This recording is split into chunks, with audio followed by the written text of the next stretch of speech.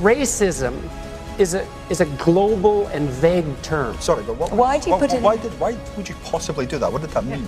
Because I said it was a global and vague term. The inverted commas is that it's not a real thing. No, that isn't what it meant. Well, what did it mean then? Explain. It meant that it's indicative of low-resolution thinking. You know, I know a lot of people who have staggeringly successful careers, and they're often loath to go into a political field despite the tremendous expertise they've developed, because they have to put everything that they've already accomplished on hold or in hawk, in a sense, to enter the public sphere. And I think one of the I understand the conflict of interest problem, but one of the problems with that is that the most highly competent people in many fields are dissuaded from a political career because it requires the unproductive sacrifice of everything they've built. And so what that does, in some sense, is deprive us of some of the best people who could be considering politics as a mode of public service. And so that's a complicated problem to try to solve. Woman there in the green top. Hang on, wait a minute, let's just get the mic to you, there you go.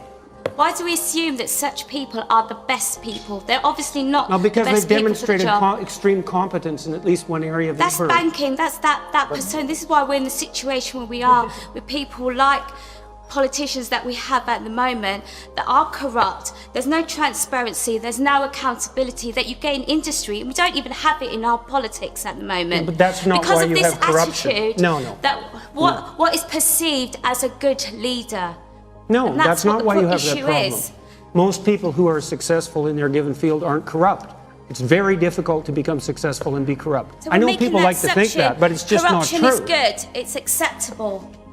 Look, 3% of the population is psychopathic, and it never really goes above that. And the reason that it never goes above that is because being psychopathic is not a very good strategy.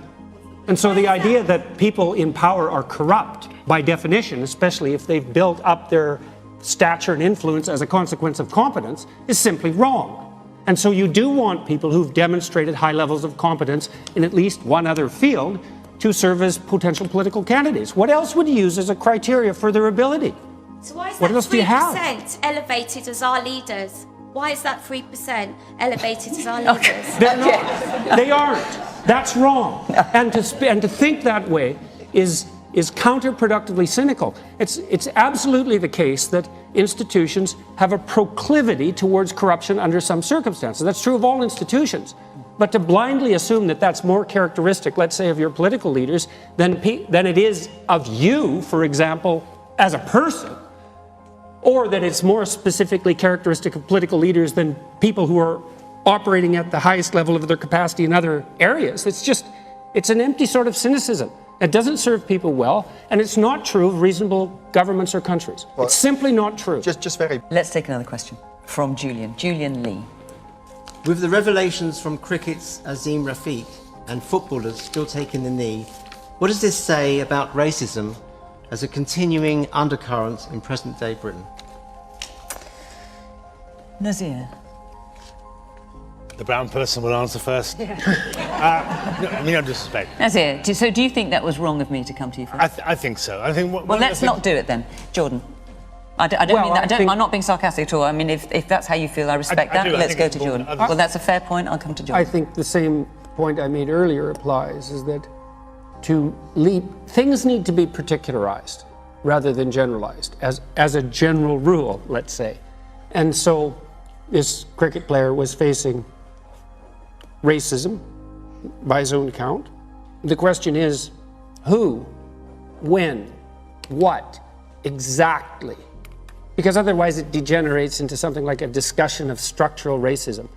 And when it becomes abstracted up to that level, first of all, that pits group against group, which I think is entirely counterproductive. And it actually doesn't address the issue. You know, racism is a global and vague term. Sorry, but why would you possibly do that? What did that mean?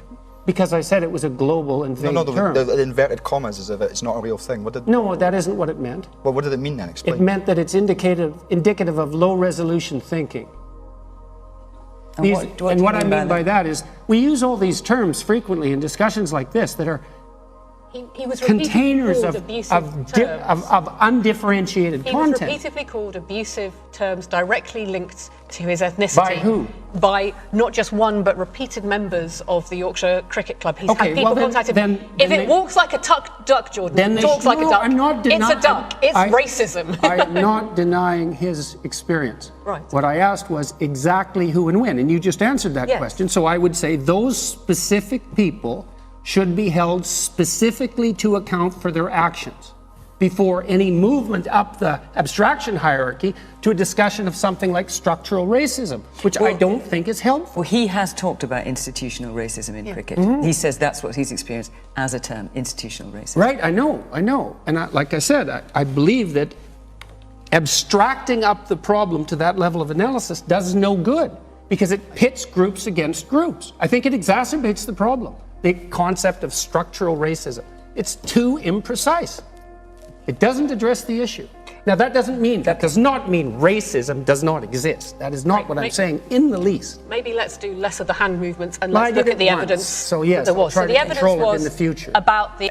And all of us have a challenge to ask ourselves whether we are normalising forms of racism. And actually, I think that's what Nazir called you to account to about Fiona tonight, was to say we normalise the idea. If we're going to talk about racism, we go to the person of colour first and ask them to give us their can I just say, hot in my take. defence, I also tried to get everyone on the panel first as well, to make sure so that everyone has a go at the first I don't question. think But it's when fair we to talk say about- that what you did was racist. I don't believe that. But we're talking I think about what you Jordan. did was a mark of respect. And now that may have been inappropriate and it may have been taken wrong, but that doesn't mean it was racist. But And Jordan, so we you are asked- going to be you asked precise us to about define it. why the concept of structural racism. And we have a problem in British society. We have a problem particularly in sport. And we also have a problem when it comes to our definitions of racism, because people tend to lump people of different minority community backgrounds together. You know, And how do you talk about structural racism without I'm going to need to bring other people in as well. But the thing for me that I think is so powerful is this concept of the bystander, is the idea of the person who may think of themselves not as a racist, who may not have joined in this poor young man being bullied in the way that he was. I need to said mention nothing. Stella simply because he has talked about it himself today, Azim Rafiq, that he has apologised for some Yeah, anti-Semitic and tweets that he has put said- out several years and ago. what I think is really powerful is how clear and compelling his apology is and how he's recognised it.